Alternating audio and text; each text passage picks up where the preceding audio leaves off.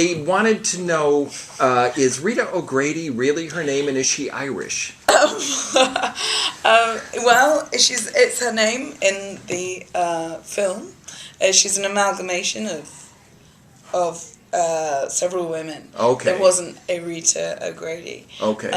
That's kind of made up. You have to speak to Simon Burt, the script writer, about this. Probably he's got some Irish influence in him. So when Miranda Richardson was talking about the research she could do with the real Barbara, yes. What was your approach then, Sally?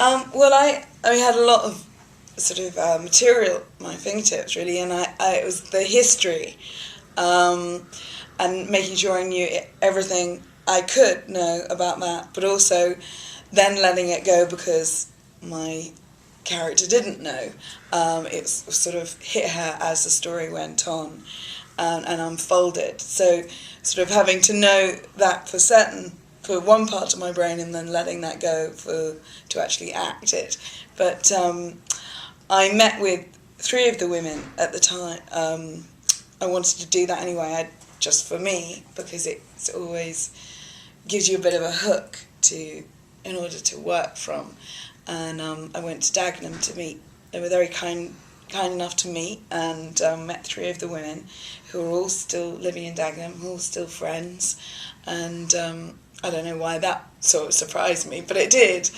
Well, it is 42 years later. Well, yes. Yeah. And these women very much involved together, and that's what I really got from them, that they were all still very friends, great friends, and that friendship was actually what gave them that strength, and that strength throughout the 20 years that this fight sort of evolved. And I mean, we come to this fight and how it all began right in 1968 at the very top, and it wasn't until 1982 that they got the regrade.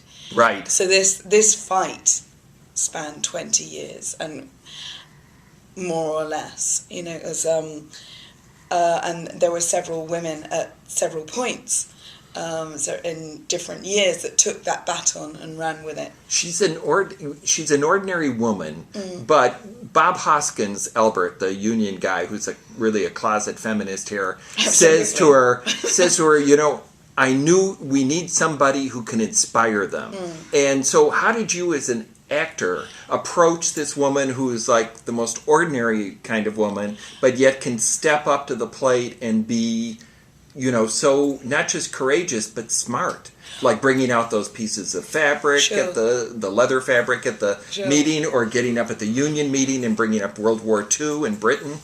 I think it was, it's a question of that was found in the moment, that it's when you said she's a very ordinary woman, but that she has an incredible, as a lot of women do, are very practical and have to be, and very she's very down to earth, and she just deals with what she has to deal with in the moment, and that it just hits her and she has to learn very fast, and she sort of unearths this intelligence. She's not really aware of her intelligence or strength, and that she has this ability until she's doing it, and then until she's talking to those men and sort of up there on that stage and that platform and with that sea of men in front of her and having to hold her own.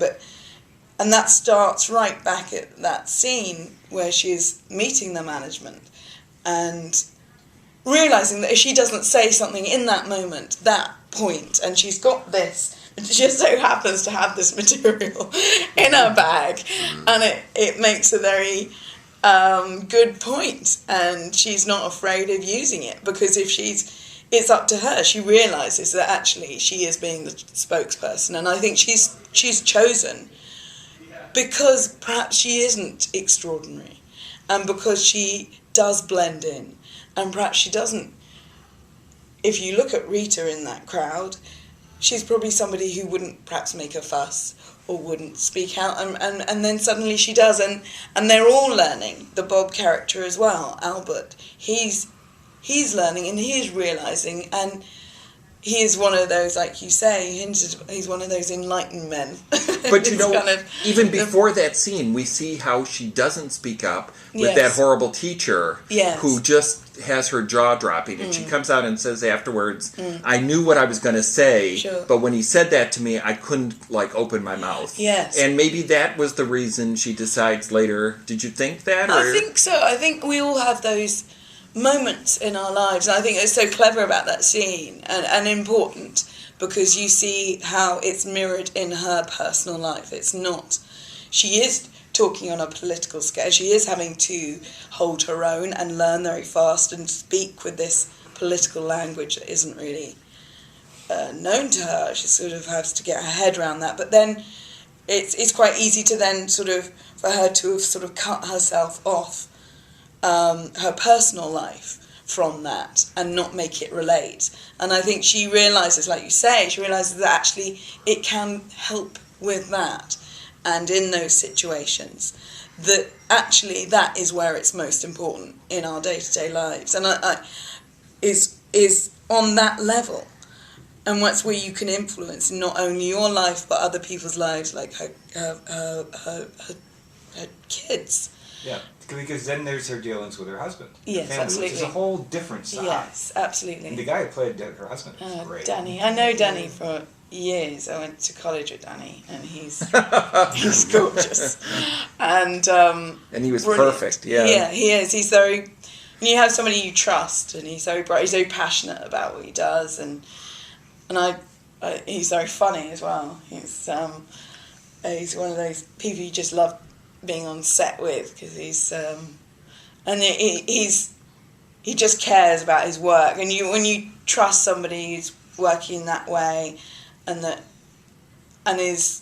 you can do anything, you can sort of just completely be absorbed in what you're doing and trying to do with the scene, and not worry about all that other stuff. But yeah, it's like you say, it's mirrored in every aspect of her life. And when she says in that big fight they have right before she goes off at the end, when the men have lost their jobs, the whole factory shut down, and he says, well, you know, I never beat you up, and she goes, that's the way it's supposed to be. It's rights, not privileges. That's really the theme of the movie, isn't it? Absolutely, yeah, absolutely. And it does it's basic human rights. Totally, absolutely. And I think it's not. We've all experienced that. We've all experienced discrimination and power struggles in our personal lives, or in our working lives, and we come across it to a greater or less extent every day. And relationships, that's the balance of relationships and the balance of power, whether you're male or female. It's about being human, and the respect, and people, and that just taps into something in us all. And I think that's why it's so important. I mean, it's sort of, I love playing that. So when I read it on the page, I thought, that's, oh God. I hope we can come up to the, sorry.